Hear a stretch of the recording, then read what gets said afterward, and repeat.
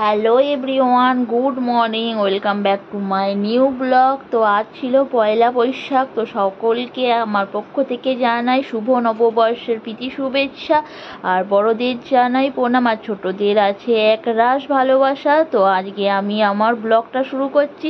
তো সকাল সকাল চলে এসেছি আমরা জল আনতে বাবার জন্য এখানে। তো আমাদের এখানে বাবা পঞ্চানন্দের পুজো ছিল, তো তার জন্য চলে গিয়েছিলাম গঙ্গার ঘাট থেকে জল আনতে। তো এই দেখুন আমরা জল ঢালতে যাচ্ছি, আর একটু হেঁটে হেঁটে চলে এসেছি গঙ্গার ধার ঘাটে। তো বন্ধুরা দেখুন আমরা গঙ্গার ঘাটে চলে এসেছি, আর এই দেখুন আমরা সিঁড়ি দিয়ে নামছি, আর নেমে দেখুন আর একটু বাদেই গঙ্গা।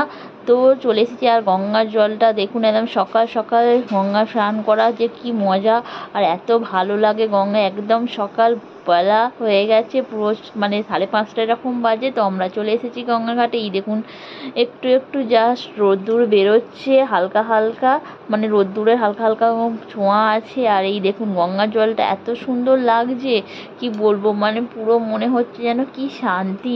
আর আমরা সবাই মিলে চলে এসেছি গঙ্গায় স্নান করতে, আর দেখুন সব কাকিমারা হাসছে আমাকে দেখে। তো আমরা গঙ্গা স্নান টান সেরে নিয়ে আমরা জল টল তুলে নিয়েছি। এই দেখুন স্নান টান হয়ে গেছে। তো গঙ্গা স্নান করে এবার চলে যাব আমরা বাড়ির উদ্দেশ্যে রওনা দিতে।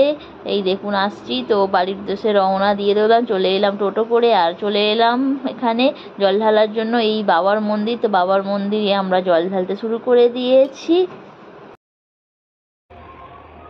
তো গাইস চলে এসেছি আমরা এখন বাগানে, মা বেগুন তুলছে, হয়নি?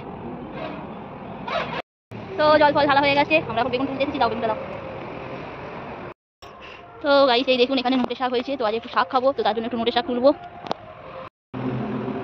তো গাইস দেখুন মাও শাক তুলছে।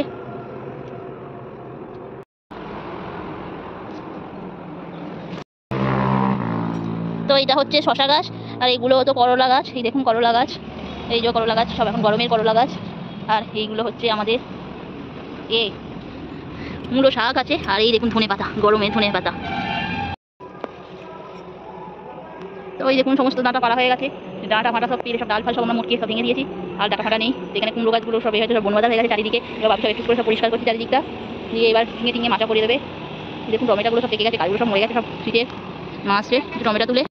তো আমরা বাগান থেকে চলে এসেছিলাম বাড়ি, আর এসে এখানে কাকিমা তো চা করছিল, আর মিনাল তো খাবে চা খাবে বলে একবারে চারি টোস্ট ফোস্ট নিয়ে চলে এসেছে।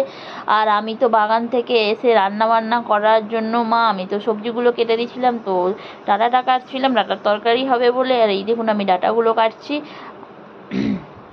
তো ডাঁটাগুলো কাটা আমার মোটামুটি শেষের পথে, আর আমি কাটলাম শাকটা। তো শাকটা কাটা হয়ে গেলে মা ওদিকে রান্না বান্না তো শুরু করে দিয়েছে, কারণ প্রচণ্ড গরম পড়েছে। আর আমাদের উঠোনে দেখুন একদম রোদ্দুরে একদম পুরো করছে, আর উঠোনে তো নামাই যায় না, মানে 9টার পর থেকে তো উঠোন পুরো একদম গরম।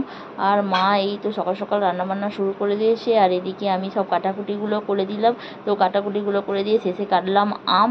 তো আমের হবে ডাল। তো এই গরমে তো মানে আমের ডাল খেতে খুবই ভালো লাগে, কারণ আমের ডাল, ডাঁটার তরকারি, শাক, মাছ বেশ ভালোই লাগে খেতে, কারণ বাঙালি তো এটাই খায়, বাট আমরাও তো খাই।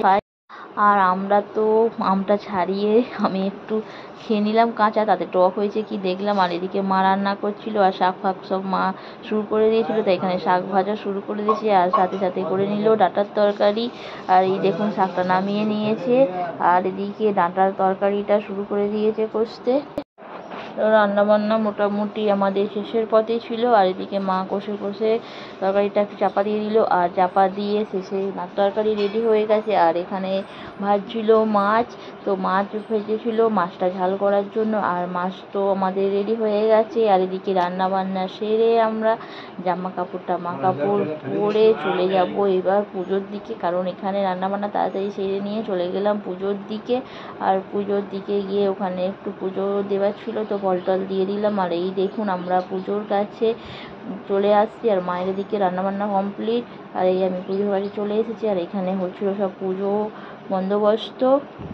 তো এই দেখুন বাবা পঞ্চানন্দের পুজো হবে, আর এদিকে সব চলছিল ফল কাটা, আর এদিকে সব জোগাড়ের প্রস্তুতি চলছিল, আর এদিকে সব বাচ্চা কাচ্চাগুলো সব খেলছে ছুটছে, আর সবাই মোটামুটি চলে এসেছে। তো বেশি 12টার পর থেকে পুজো হবে।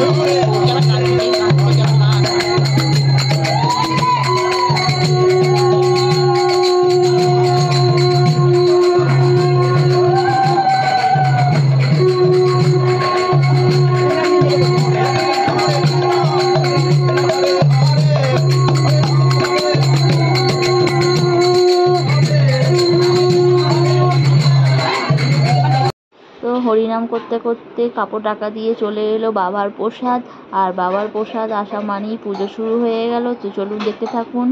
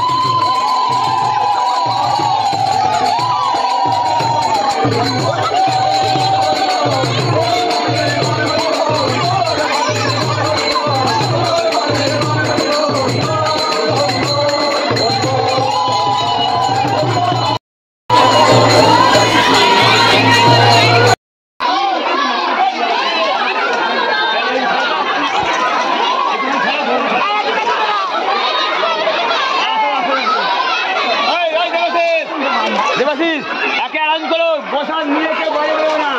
এই প্রসাদ না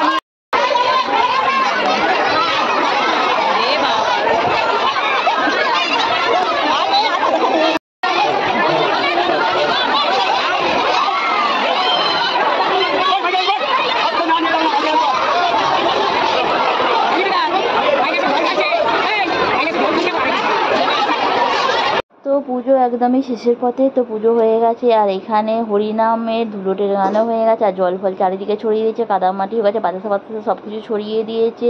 তো বন্ধুরা, আমার ভিডিওটি কেমন লাগলো বলবেন, আর ভিডিওটি ভালো লাগলে লাইক করবেন, কমেন্ট করবেন অ্যান্ড শেয়ার করবেন।